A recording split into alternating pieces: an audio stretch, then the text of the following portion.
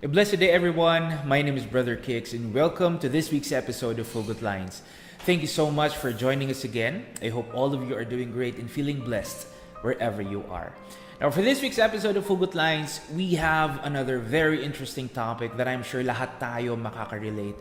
Because unknowingly or unintentionally, may mga pagkakataon when we lack this very important quality, this very important trait that we should always possess and reflect sa ating buhay. For today's episode, we will talk about contentment. And our hugot line for today is, bakit ba ang hirap makuntento? Bakit ang hirap makuntento? Or some people would say, sana all contented. Let me ask you this. Do you often find yourself longing and wanting to have more?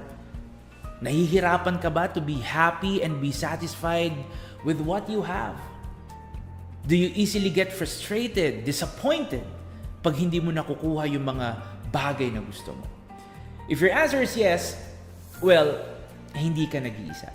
Because especially nowadays, ang gusto lagi ng tao is to have more of everything.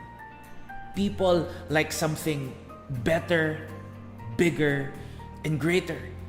That's why people barely stay happy and satisfied with what they already have. You know why? Because we always end up wanting something else. Regardless kung anong meron na tayo. Kahit meron na tayong bago, kahit meron na tayo ng mahal, ng maganda, or madami, we always find excuses for wanting something more. Gusto natin yung mas bago, gusto natin yung mas mahal, mas maganda, and mas madami. Don't get me wrong. I'm not saying that having or achieving great things in life is wrong. I'm not saying na hindi ka na dapat mag-aspire for better and greater things para sa'yo. But the thing is, aspiration is different from discontentment. Aspiration is very different from being unsatisfied and insatiable. Aspiring is not the same as excessively wanting more. That is actually the time when it becomes too much. Wanting to have more becomes wrong when people are no longer capable of being satisfied and contented. Yung urge, yung desire natin to have something gets out of hand. Hindi na natin makontrol.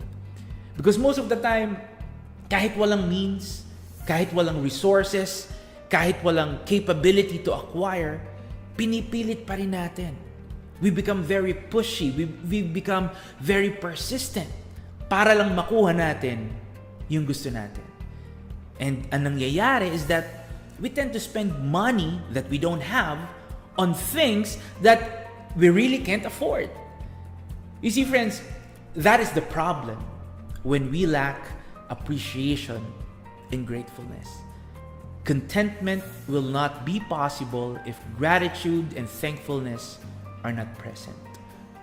And ang mangyayari, we will not stop wanting more. We will just keep on looking for reasons to have more. So, paano nga ba maging kontento? Dapat ba makontento na lang tayo kung ano ang meron tayo? Well, first off, we need to understand that contentment is a virtue. It means contentment is right and good. Ito ay makakabuti sa atin. You see, contentment will help us distinguish between our needs and our wants. It will help us identify kung ano ba talaga yung mahalaga at kailangan versus sa gusto lang natin. And pag kontento tayo, we will not desire for anything more than what we really need. Pag kontento ka, you will see that what you presently have is more than enough to bring satisfaction and happiness sa buhay mo. Dahil pag kontento ka, hindi ka maghahangad na sobra-sobra. And at the same time, masaya ka na sa kung anong meron ka. Which is very, very important. Because a lot of people believe that their happiness is not complete unless they get to have the things that they want. Unfortunately, Their standard of happiness is based on the things that they don't currently have. And because of this, they also see themselves lacking. Dahil nakafocus sila dun sa mga bagay na wala sila. Friends, like I said, having and achieving great things in life is not wrong. But the truth is, we don't need to have everything just to be happy. Ang kailangan lang natin ay maging kontento. And being contented doesn't mean that we are settling for something less. It doesn't mean na pag kontento ka, what you have is less. You see, pag kontento ka, ibig sabihin, you are choosing to be happy with what you have. Ibig sabihin, despite the thought of wanting more, you are still choosing happiness and satisfaction because you believe that what you have is enough. In fact, when you are guided by contentment, hindi mo na iisipin that you are lacking. You will never think that what you have is less. Pag kontento ka, mas pipiliin mo maging thankful and grateful for what you have kaysa maging bitter ka and frustrated ka dahil sa mga bagay na wala sa'yo. And speaking of contentment, I'd like to share with you what Apostle Paul said in Philippians 4, verse 12. Apostle Paul said, I know what it is to be in need, and I know what it is to have plenty. I have learned the secret of being content in any and every situation.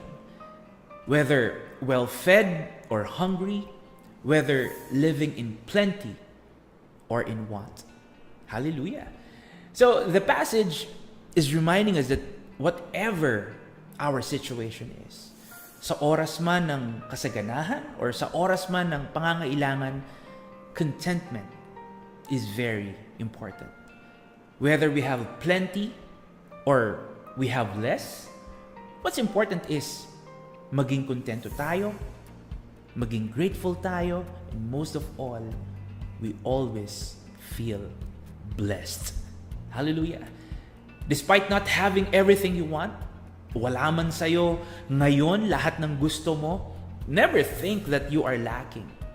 Never think that what you have is less. Instead, keep in mind that our Almighty Father Yahweh is actually preparing you for better and greater things sa buhay mo. That's why always choose to feel blessed. Always choose to count your blessings. Always be grateful. Always be thankful. Always be appreciative of what you have. And you know what? I assure you that in everything, you will abound in peace, in joy, and contentment. Hallelujah! Once again, thank you so much for joining us today. My name is Brother Kix, and see you all again on the next episode of HUGOT Lines. Always keep safe, and may Yahweh continue to bless us all. Hallelujah!